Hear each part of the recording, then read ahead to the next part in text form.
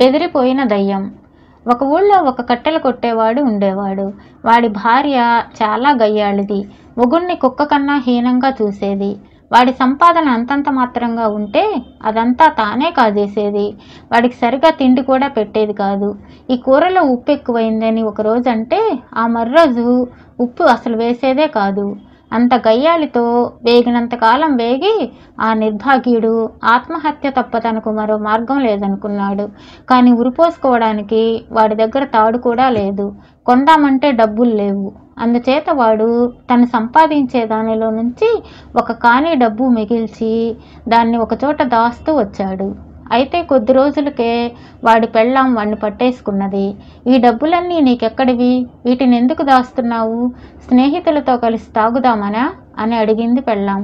అదేమీ లేదే, తాడు కొనుక్కొని ఉరివేసుకుందామని అన్నాడు మొగుడు. ఈ మాట వింటూనే ఆ గంపగయ్యాళి తన మొగుడి మీద అమ్మశక్తిలాగా పడి రక్కి పీకి చావ చితగ్గొట్టేసింది. ఇక లాభం లేదనుకుని కట్టెలు కొట్టేవాడు మర్నాటి తెల్లవారుజామునే లేచి అడవి గుండా కొండలకేసి బయలుదేరాడు. అయితే మొగుడు బయలుదేరడం పెళ్ళాం చూసింది. చూసి వీడి ఎత్తు ఏమిటో చూడాలి అనుకుని మొగుడు వెనకగా తాను బయలుదేరింది. పెళ్ళాం తనను వెంబడించడం గుర్తించి కట్టెలవాడు, భగవంతుడా, నాకు ఈ పీడ నుంచి విముక్తి లేదా అనుకున్నాడు. వాడు ఒకచోట ఆగి గొడ్డలు తీసి కట్టెలు కొట్టడం ప్రారంభించాడు. ఆ పని మీదే తాను బయలుదేరి వచ్చినట్లుగా అనుకోవడానికి. వాడి పెళ్ళాం వాడికి కనబడే దూరంలోనే దేనికోసమో వెతుకుతున్న దానిలాగా ఆ పొదలోకి ఈ పొదలోకి చూడసాగింది.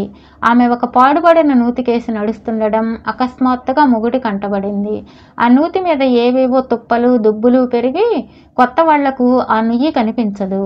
తన పెళ్ళాం పొరపాటున ఆ నూతిలో పడితే కట్టెలు కొట్టేవాడు పెద్దగా చింతించవలసిన అవసరం ఏమీ లేదు. అయినా వాడు వసుదా మంచివాడు కావడం చేత అక్కడ పాడు నుయ్యి ఉన్నది, జాగ్రత్తే అని కేక పెట్టాడు. నన్ను భయపెట్టి ఇంటికి పంపేసి ఆ తరువాత ఏదో చేద్దామనుకుంటున్నాడు, నేనా మోసపోయేదాన్ని అనుకుంటూ కట్టెలు కొట్టేవాడు పెళ్ళాం మరి 2 అడుగులు వేసి నూతిలో పడిపోయింది. నీ కర్మ అనుభవించు అనుకొని కట్టెలు కొట్టేవాడు తన గొడ్డలు తీసుకుని ఇంటికి తిరిగి వెళ్ళిపోయాడు. ఆ రాత్రి వాడు సుఖంగా నిద్రపోయాడు. కానీ మర్నాడు లేవగానే వాడి మనసుకి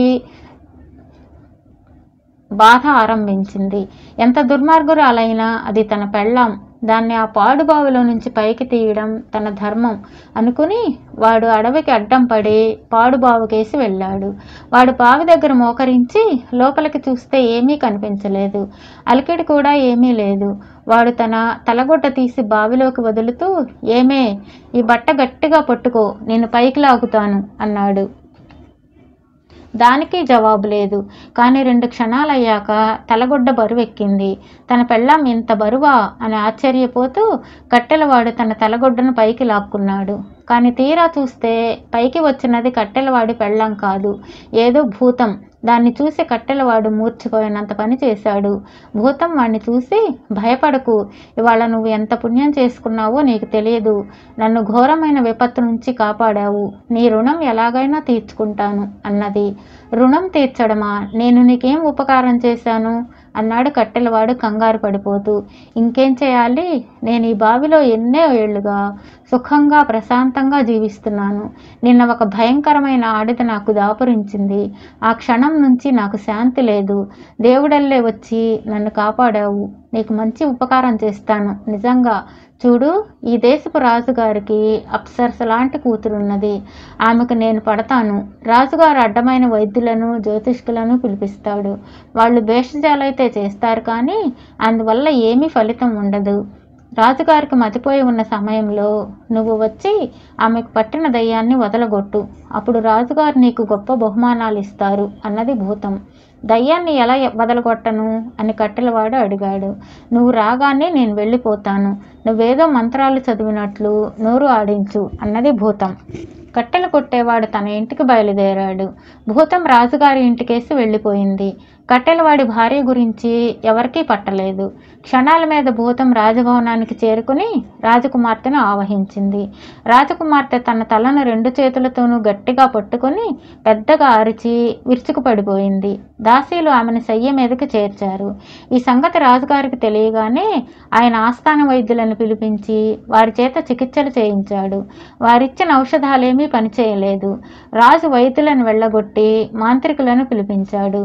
మాంత్రికులు కూడా రాజకుమార్తెకు స్వస్థత కలిగించలేకపోయారు. రాజు దైవజ్ఞులు కూడా పిలిపించాడు. వాళ్ళు పంచాంగాలు తిరగేసి రాసులు అంశలు గణించి పూజలు శాంతులు జరిపించారు. కానీ రాజకుమార్తెకు అందువల్ల ఏమీ మేలు జరగలేదు. ఏ విధంగానూ తన కుమార్తె స్థితి బాగు కాకపోయేసరికి రాజు తన కుమార్తెకు సరి అయిన చికిత్స చేసిన వాడికి ఆమెనిచ్చి పెళ్లి చేసి తన అనంతరం రాజును చేస్తానని చాటింపు వేయించాడు. ఈ లోపల కట్టెలు కొట్టేవాడు తన ఇంట హాయిగా ఉంటున్నాడు. వాడి దారిద్ర్యం ఎప్పుడూ ఉన్నదే కదా. కానీ భార్య నుంచి విముక్తి పొందిన ఆనందంలో వాడు మునిగి తేలసాగాడు. భూతం గురించి, అది రాజకుమార్తెను పట్టడం గురించి, దాన్ని తాను వదిలించి రాజుగారి నుంచి బహుమానం పొందడం గురించి వాడు పూర్తిగా మర్చిపోయాడు.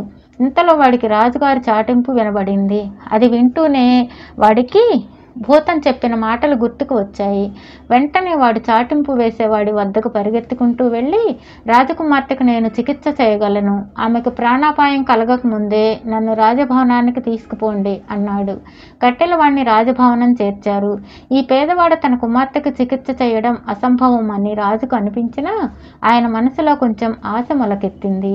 ఏ పుట్టలో ఏ పాము ఉంటుందో అనుకున్నాడు ఆయన. కట్టెలవాడు రాజకుమార్తె ఉన్న గదిలోకి వెళ్ళాడు.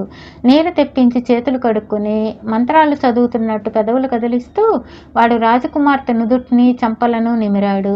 మరుక్షణమే రాజకుమార్తె లేచి కూర్చుని చుట్టూ ఉన్న వారిని చూసి చిరునవ్వు నవ్వింది. ఆమె శరీరంలో ఎలాంటి వ్యాధి ఉన్నట్టు కనబడలేదు. ఇది చూసి రాజభవనంలో ఉన్న వారందరూ అమితంగా సంతోషించారు.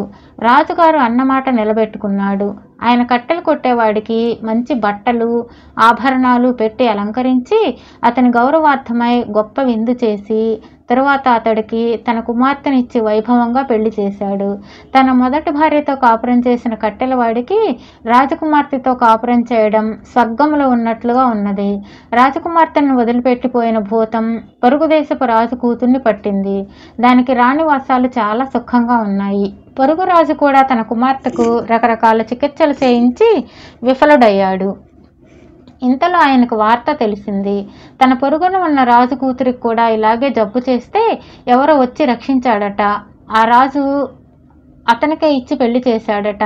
వెంటనే ఆయన కట్టెలవాడి మామగారి దగ్గరికి వచ్చి ఒక దూతను పంపించాడు. దయచేసి మీ అల్లుణ్ణి పంపండి.